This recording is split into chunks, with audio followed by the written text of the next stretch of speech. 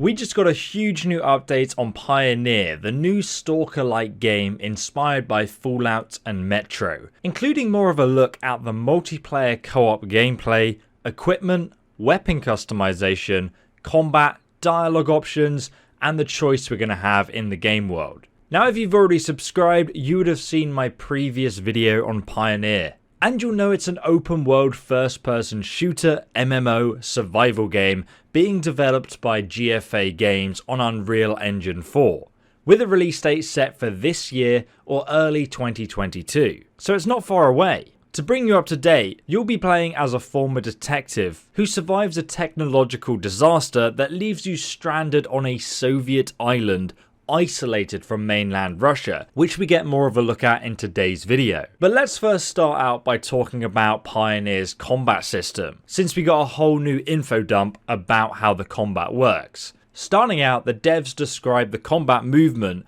to be a middle ground between arcade and simulation games. So if you're coming from a popular first-person shooter game, you'll be able to pick it up really easily. I really do love the minimal HUD only showing your ammo count and your objective markers in the top there, with no visible reticle apart from your iron sights. This to me is like the smallest detail you can do in an open world game, but man, it makes all the difference when it comes to immersion. Next we take a deeper look at the weapon customization with the AK47. But first we got a sick collab from Tetris and G Fuel. I have no idea what this tastes like, but I'm super excited to try it out right now with you guys.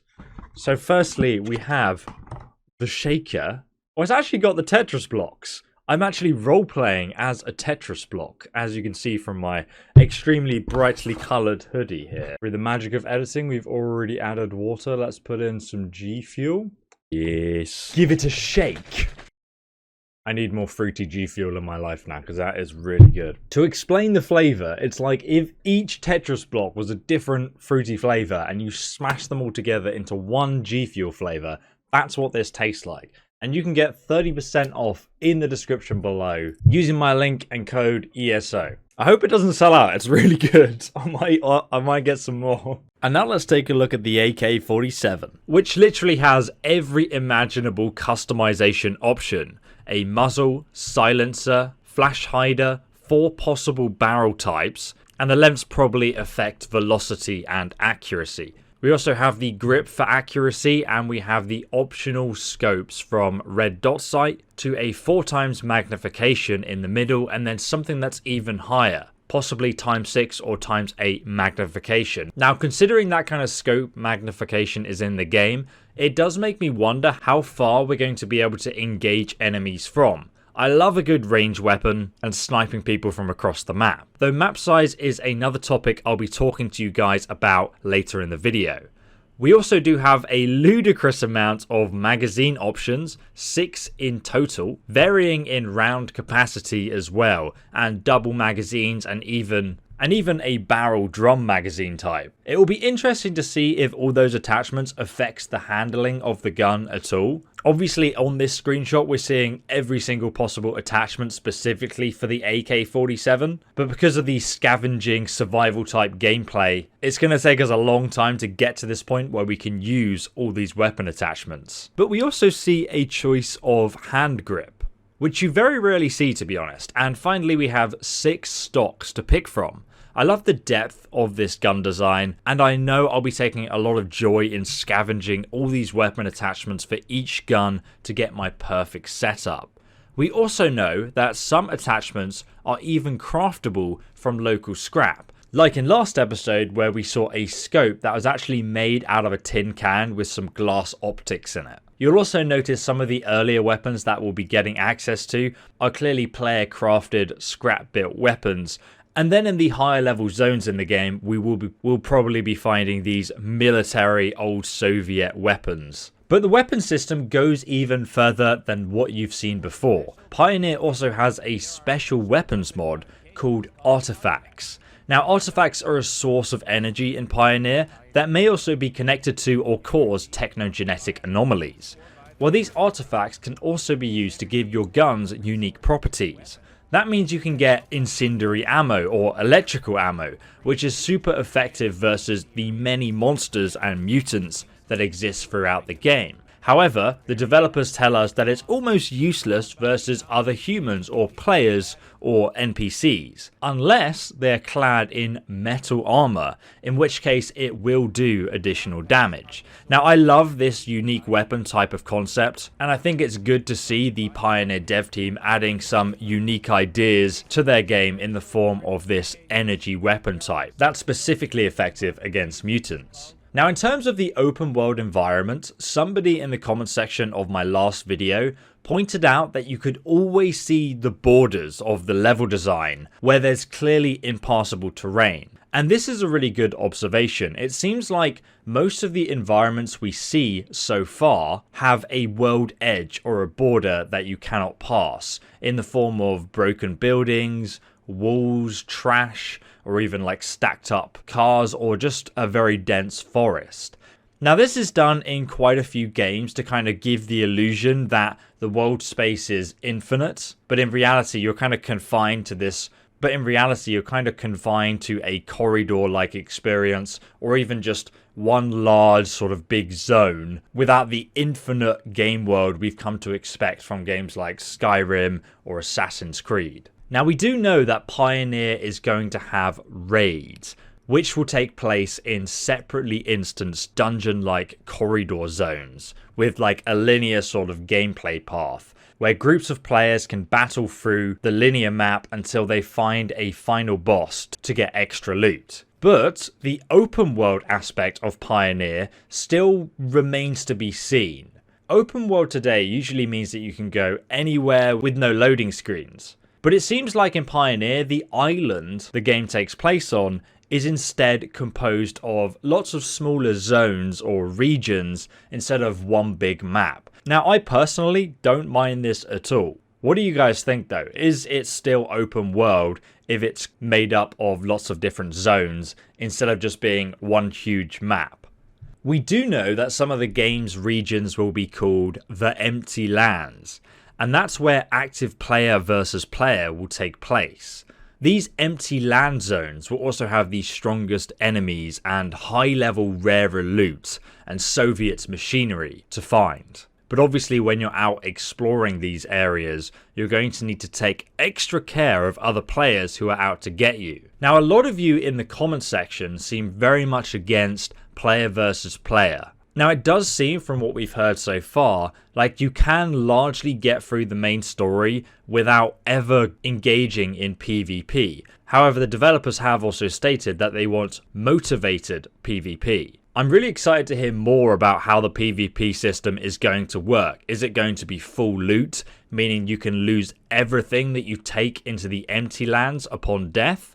Or is it possible to completely avoid PvP if it's not for you and you don't want to engage in it? Because I think a lot of people coming from Fallout, the Metro franchise, and Stalker, which is what this game is inspired by, are probably not that interested in PvP. However, there's always going to be a tight-knit community that absolutely loves it. And I myself will be trying out both. But I personally think forced PvP is never fun and they should make it optional if it's going to be in the game. But as you can tell, we really need to hear more about this specific subject. So make sure you subscribe for future updates on that. Next, I want to talk to you guys about the story, what it's going to be like, what choices will you be making, and so on. Now, we know Pioneer will feature a main story that you can do in solo or in co-op, and it will also have 4 joinable factions.